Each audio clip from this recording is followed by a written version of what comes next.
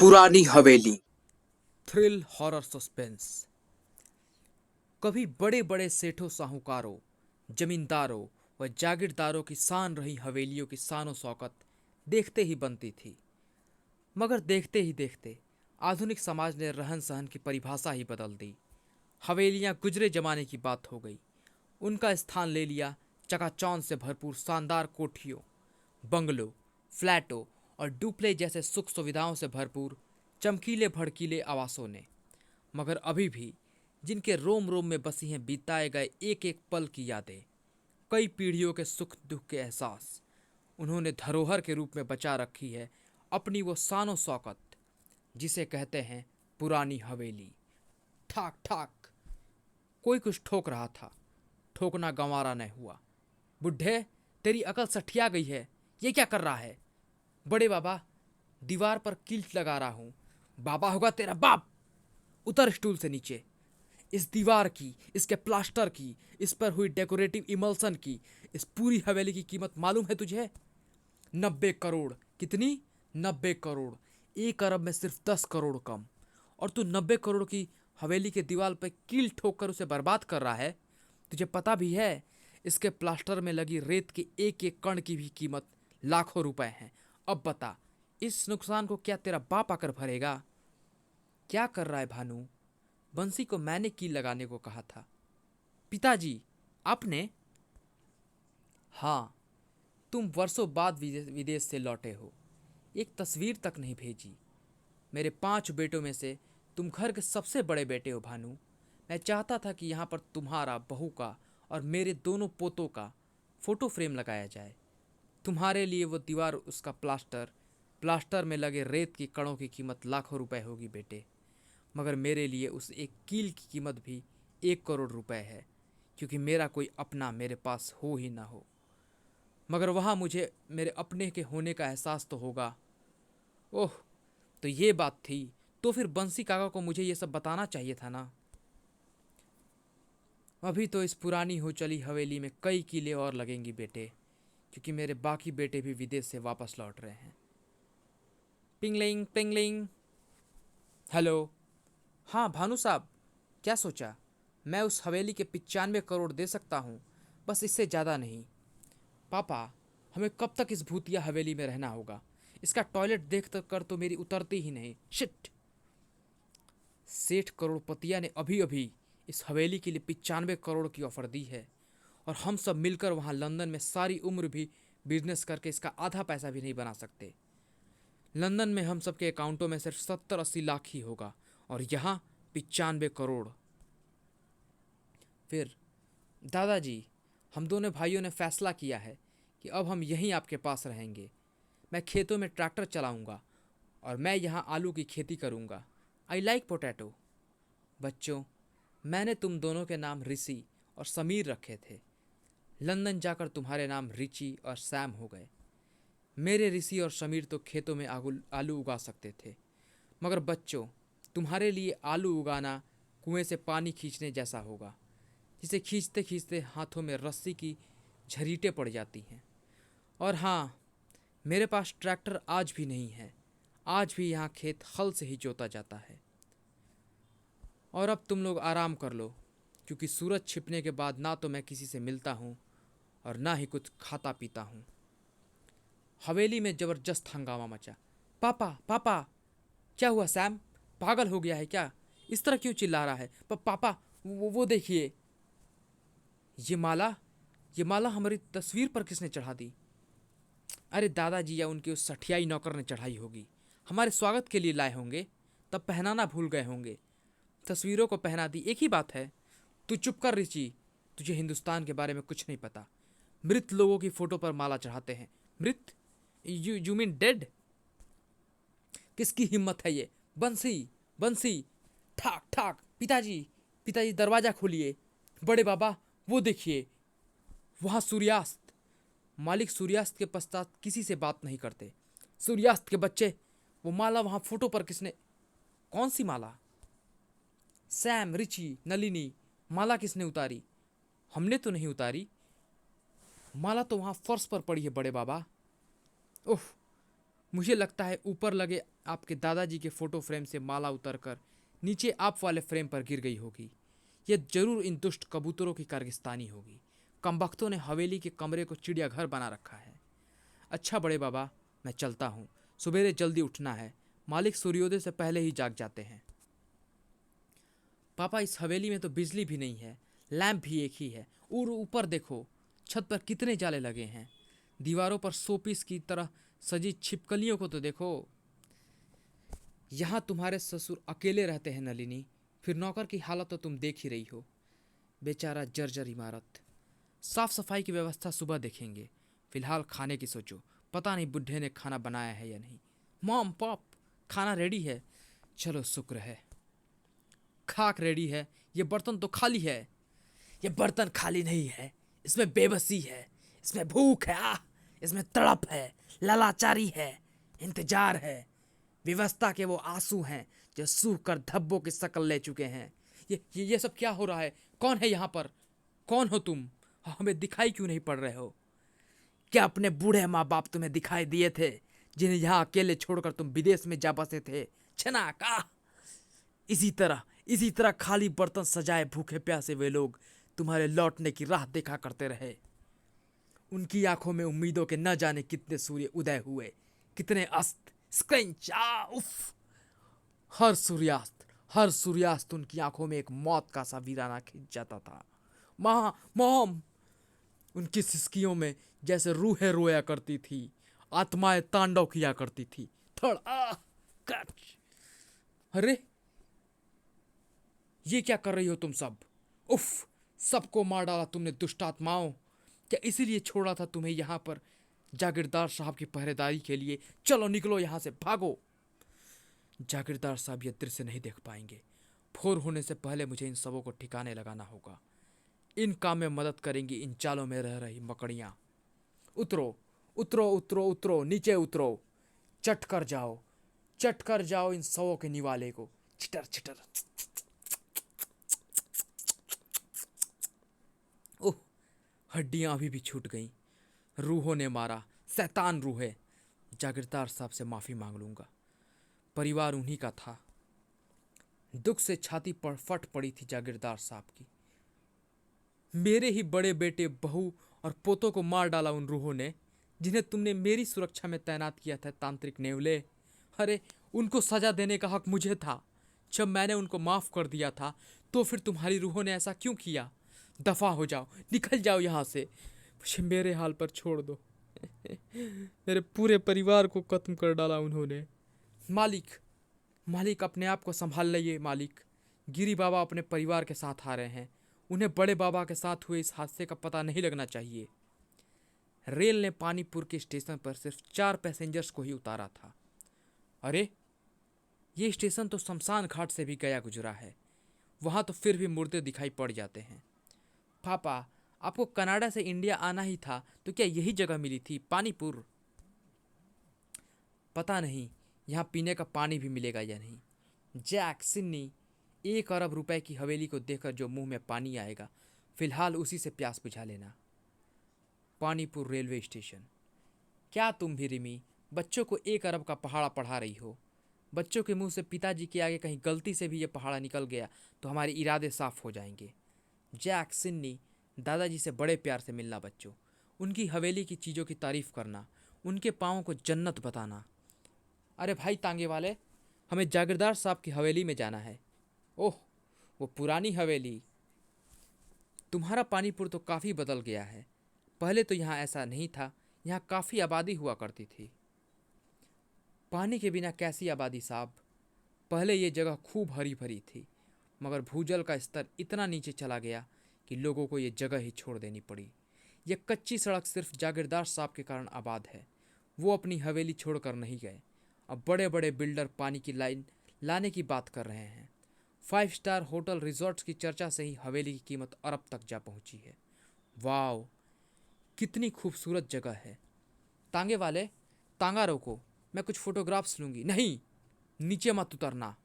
शाम ढल रही है। आबादी न रहने से यहाँ भेड़ियों का खतरा बढ़ गया है। भेड़िए किसी भी समय घात लगाकर हमला कर सकते हैं। भेड़िए? आह, उफ, घोड़ा भी दब गया। इसने भेड़ियों को सूंघ लिया है। वो सामने ही झुंड के रूप में है। वफ, हर, वफ, हर। जैक, सिन्नी, रिमी, गिरी, उफ। और ठीक उसी समय तांगे वाले ने ऐसी हरकत की कि गिरी का दिमाग भक से उड़ गया। ये क्या कर रहे हो? तांगे से घोड़ा क्यों खोल रहे हो? 5 जाने बचाने के लिए ऐसा करना जरूरी है? क्या बकवास कर रहे हो? घोड़ा खोलकर 5 जाने बचाओगे? घोड़े की तो जरूरत है। घोड़े के बिना तांगा कैसे चलेगा? और हम इस जगह से बाहर कैसे निकलेंगे? सामने देखो, साफ सामने देखो। ओ माय गॉड, भेड़िए घोड़े पर टूट पड़े हैं। मैं जानता हूं कि कोई भी हिंसक जानवर हमेशा आसान शिकार ही करना चाहता है। यदि मैं घोड़े को उनकी तरफ नहीं भेजता तो वो हम पर हमला कर देते। मगर तुम हमें तांगे से ना उतरने की चेतावनी दे रहे थे। अब हम सुरक्षित हवेली तक कैसे पहुंचेंगे? खतरा तो है, मगर अब उसे उठाने के अलावा हमारे पास दूसरा कोई रास्ता नहीं बचा। मेरा तो घोड़ा भी चला गया, उसे बच्चे की तरह पाला था। रो मत, मैं तुम्हें पैसे दे दूंगा, तुम बस किसी तरह हमें हवेली में पहुंचा दो। और ये तुमने अपना चेहरा क्यों ढक रखा है? चेहरे से सॉल पीछे करो सर। ओह नो, यहाँ तो कोई नहीं है। कोई नहीं मतलब ततांगे वाला भूत था। हम भूत के साथ थे। पापा वापस चलिए, मुझे आगे नहीं जाना। पागल मत बनो, स्टेशन यहाँ से काफ़ी दूर है, हम पीछे तो हरगिज नहीं लौट सकते। और फिर स्टेशन पर भी कौन था? वहाँ हवेली में कम से कम पिताजी तो हैं। जंगली जानवरों से निपटने के लिए ये मोटे डंडे कब काम आएंगे? कड़ाक।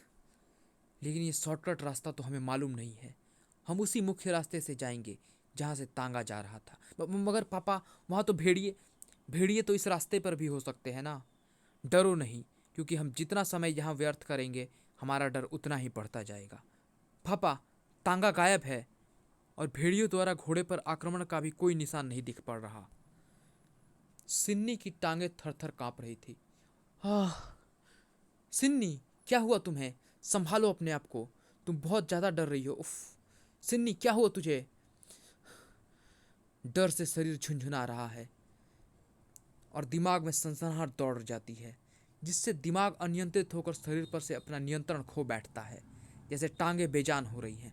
सिन्नी, होश में आओ, हमारा यहाँ से निकलना बहुत जरूरी है। तुम डरोगी तो हम हवेली कैसे पहुँचेंगे? सिन्नी मेरी बच्ची, कुछ नहीं होगा, भगवान पर भरोसा रख। ठीक है, मैं ठीक हूँ मम्मी, मैं चल सकती हूँ। गनीमत थी कि रास्ते में कोई और हादसा न हुआ।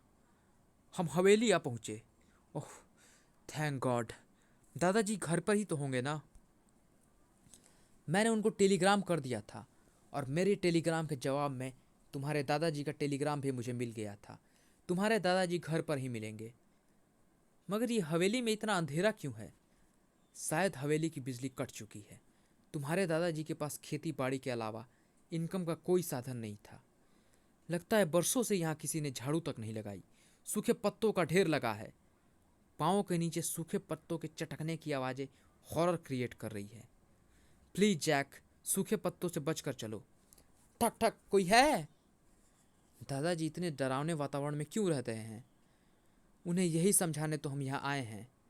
कोशिश यही होगी कि जल्दी से जल्दी हवेली को बेचकर यहाँ से वापस लौट जाएं। हवेली का द्वार बंसी ने खोला। गिरी बाबा, आप? शुक्र है, मैं कितनी चिंता में था।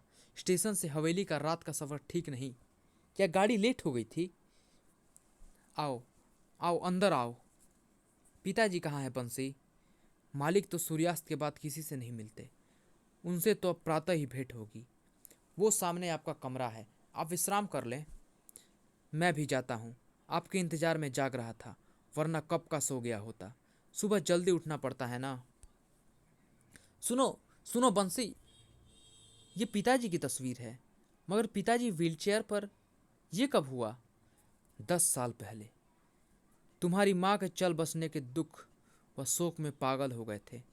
एक दिन नींद में कमरे से निकल गए और सीढ़ियों से नीचे गिर गए। रीढ़ पर ऐसी चोट लगी कि टांगों पर फालिज गिर गया। कमाल है, पिताजी ने कभी बताया नहीं।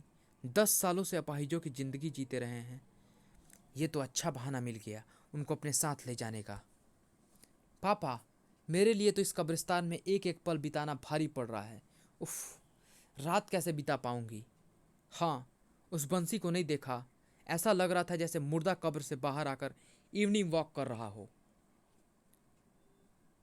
बेटा, पुरखों की जमीन जायदाद को कब्र बनाकर नहीं छोड़ा जा सकता। मैं कल ही किसी रियल एस्टेट एजेंट से बात करके इस पुरानी हवेली का सौदा करता हूँ। तुम्हारी भाइयों को इसकी भनक लगेगी तो क्या वो हिस्सा लेने नहीं आ धमकेंगे? तो क्या अब तक सोए हुए थे? सबसे पहले पिताजी का हालचाल मालूम करने मैं आया हूँ। पिताजी इस हवेली को मेरे ही नाम करेंगे।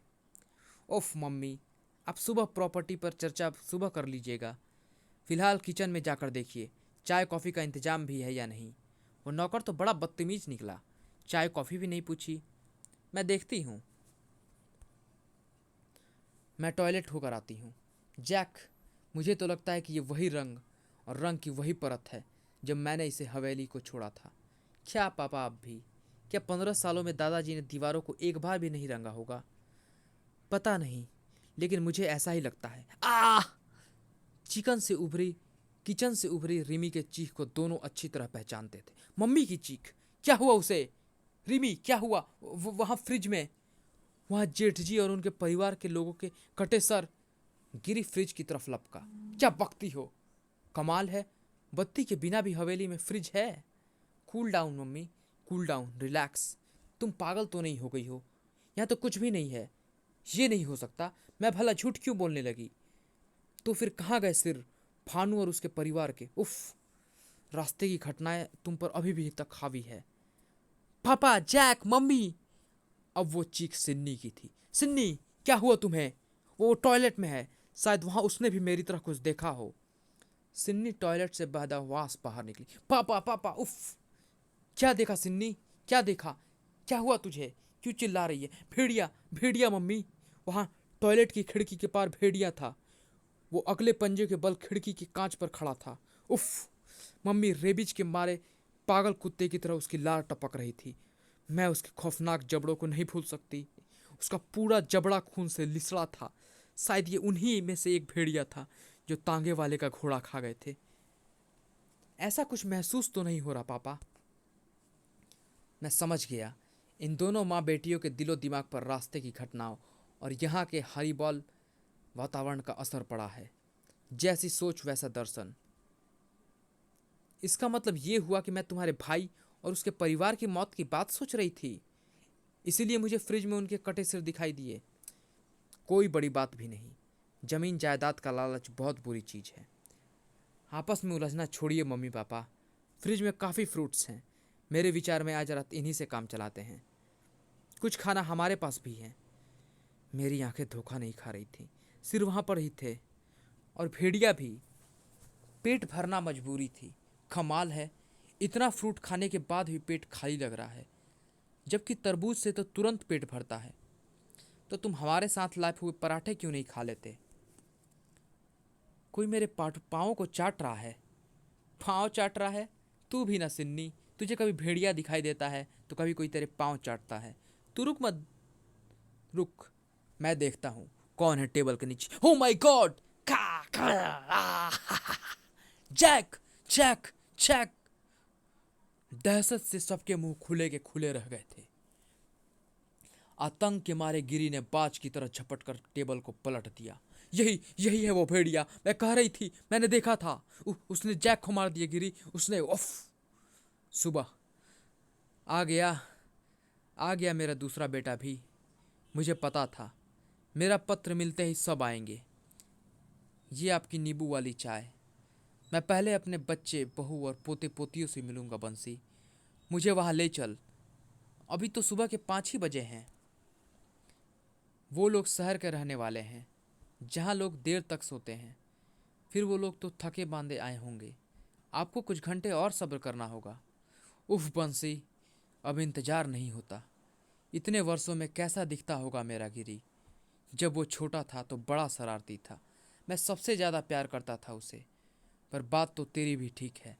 वे लोग थके होंगे। सोने दे, सोने दे। जहाँ इतने वर्ष सब्र किया, थोड़ा और कर लूँगा। नील और करण ने भी आज पहुँचने को लिखा था। पहुँचते ही होंगे वे लोग भी, अपनी अपनी पत्नियों के साथ। कितना अच्छा होगा ना, सारा परिवार फिर से एक होगा। पानीपुर की मौत भरे रास्तों को पीछे छोड़ती वो कार हवेली तक आ पहुंची थी।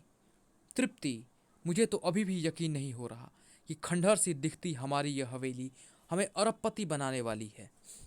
सचमुच ये जगह बहुत सुंदर है, मगर रिजॉर्ट और 7 स्टार होटल बनाने वाली कंपनी बिल्डवेल्ड बिल्डर्स ने लोकेशन को देखते हुए इसकी काफ़ी कम कीमत लगाई है। लेकिन अब आ गया हूँ, सब ठीक कर दूंगा। कीमत कम मिलेगी तो आखिर नुकसान तो हमारा ही होगा ना। इसीलिए तो जल्दी पहुंचने के लिए एयरपोर्ट से सीधे कार हायर करके यहाँ आया हूँ। आओ अंदर चलें।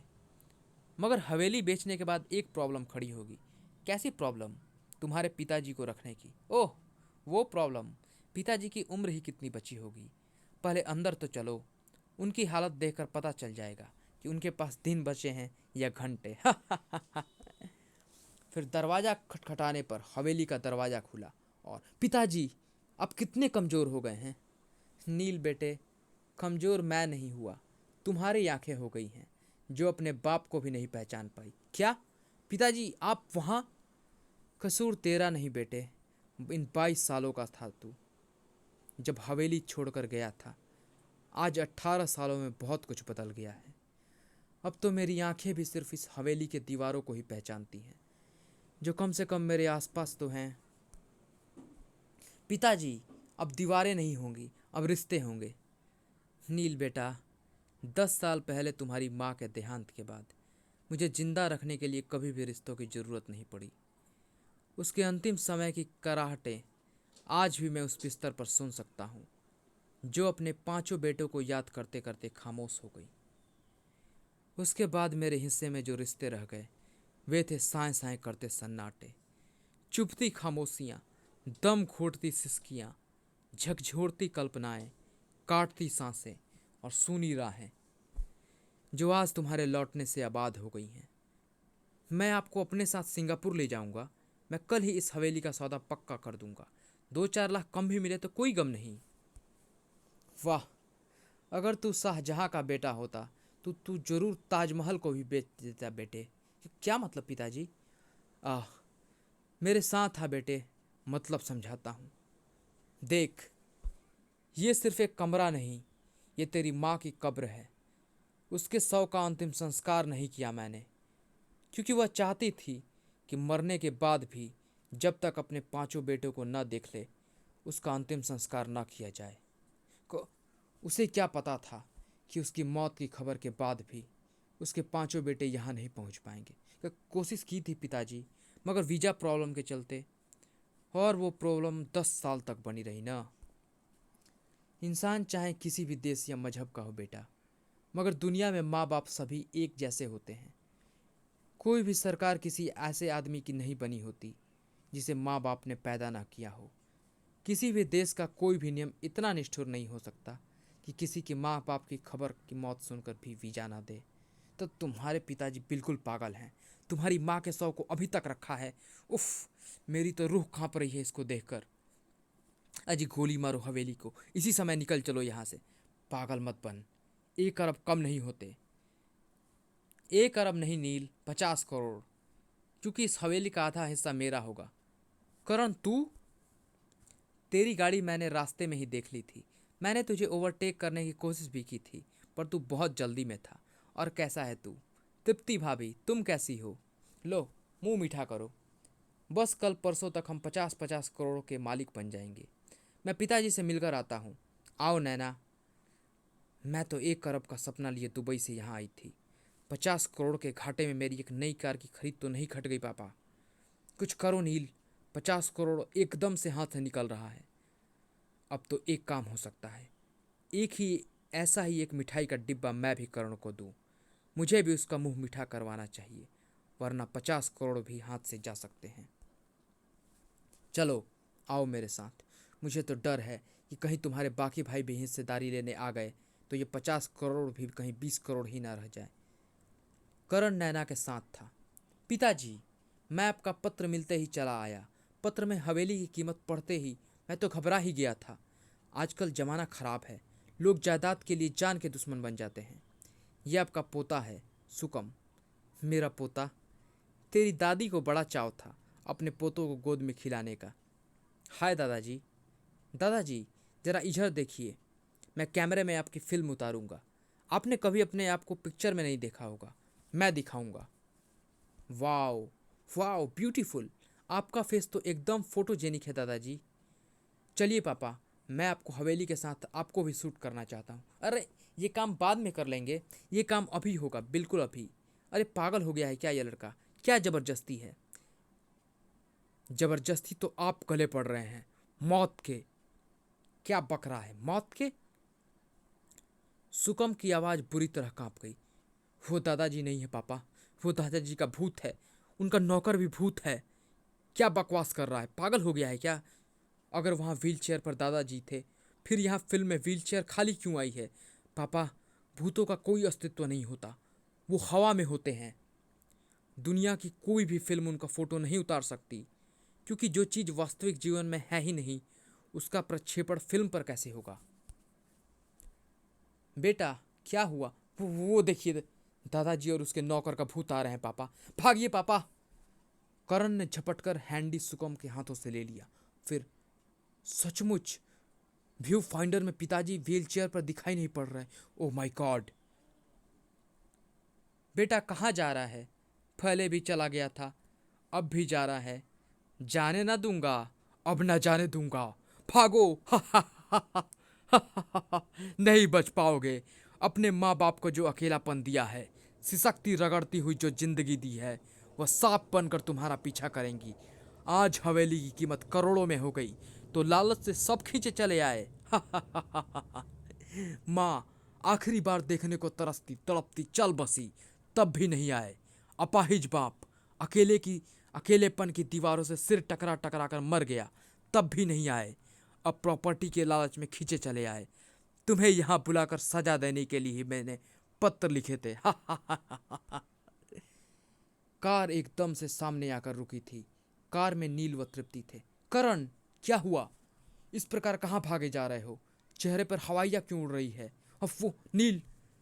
करण का इशारा पाकर नैना व सुकुम चुप रह गए। करण ने अपनी आवाज़ और हालत को संभाला। नील, किसी ने तुम्हारे एक्सीडेंट की खबर दी थी, हम तो घबरा ही गए थे। तुम ठीक तो हो ना? अरे झूठी खबर दी थी, मैं तो ठीक हूँ। शुक्र है भगवान का। तुम अपनी कार थोड़ी देर के लिए दोगे? मुझे मार्केट से कुछ शॉपिंग करनी है। हाँ हाँ, क्यों नहीं, ले जाओ। हवेली जहाँ से ज़्यादा दूर नहीं है। और हाँ, मिठाई का यह डिब्बा मैं तुम्हारे लिए लाया था, इसे तो ले लो। Thank you Neel, thank you. फिर करण के जाने के बाद अब हमें मुंह मीठा करना चाहिए तृप्ति, क्योंकि जो मिठाई हमने करण को दी है उसमें हमने जहर मिला दिया है। अब उस हवेली को बेचकर उसके दो हिस्से नहीं करने पड़ेंगे। आ, मुझे कुछ हो रहा है। उफ, तुम्हारे मुख से भी खून निकल रहा है। धोखा, भाई कमीना निकला। मिठाई में जहर है। दौलत बुरी चीज़ नहीं है, मगर उसमें लालच व कमीने पर की मिलावट हो तो बहुत बुरी बन जाती है। नील जहरीली मिठाई खाने से बच भी गया तो पिताजी के भूत से नहीं बचेगा। किसी ओझा या तांत्रिक से हवेली के भूतों को तो बाद में भगा दूंगा। इसी बात पर मुख मीठा करो, भूख भी लग रही है। हाँ हाँ लाओ। वाह, पतीसे की मिठाई। मिठाई की हकीकत कुछ ही क्षणों में उनके सामने आ गई। नील कमीना निकला, उसने भी मिठाई में जहर। बूम। कार के पर खच्चे बुरी तरह से उड़े थे। इधर पुरानी हवेली में, मालिक, आपका छोटा बेटा रतन आया है। मेरा छोटा बेटा रतन, मेरे जिगर का टुकड़ा, जिसे 2 लाख रुपए दिए थे व्यापार के लिए। पिताजी मुझे माफ़ कर दीजिए, मैं उड़ीसा चला गया था, वहाँ पर भूख का तांडव देखा, बिलबिलाते भूखे नंगे लोग देखे, रह नहीं पाया मैं। 2 लाख रुपए मैंने उन लोगों की रोटी के लिए खर्च कर दिए। शर्मिंदा था कि आपको लौटकर क्या मुंह दिखाऊंगा, इसीलिए नहीं लौटा, बस आपको पत्र लिखता रहा। और जब आपका पत्र मिला तो रहा नहीं गया। माँ कहाँ है पिताजी? मैं आप लोगों का दोषी हूँ, बेटा होने का फ़र्ज नहीं निभा सका। मैं आपसे सिर्फ इतना कहने आया हूँ पिताजी कि आप इस हवेली को यदि बेचना ही चाहते हैं तो सारा पैसा ज़रूरतमंद लोगों में बांट दीजिएगा। हमारे देश में अभी भी ऐसे लोगों की कमी नहीं जिन्हें एक वक्त की रोटी भी नसीब नहीं होती। अरे पिताजी, कहाँ गए? पिताजी कहाँ गए? अभी तो यहीं थे। मेरा सिर आपकी गोदी में था। मैं चला गया बेटे। हवेली का सही वारिस मिल गया मुझे। तेरे भाइयों को उनकी लालच की सजा देने को रुका हुआ था। आया तू भी नहीं था, पर तेरी नीयत साफ थी। मगर तेरे भाइयों ने जो किया, उसके लिए मैंने उनको सही सजा दी। कल सूरज की प्रथम रश्मियाँ जब इस हवेली पर पड़ेंगी, तो इस पर से मनहूसियत के सारे साए उतर जाएंगे। और हाँ, मेरा वो अपनी माँ का अंतिम संस्कार कर देना। दोनों के शव तुझे हवेली में ही मिल जाएंगे। इंसान कितनी भी तरक्की कर ले, मगर रिश्तों की अहमियत को कभी नहीं भूले। समाप्त।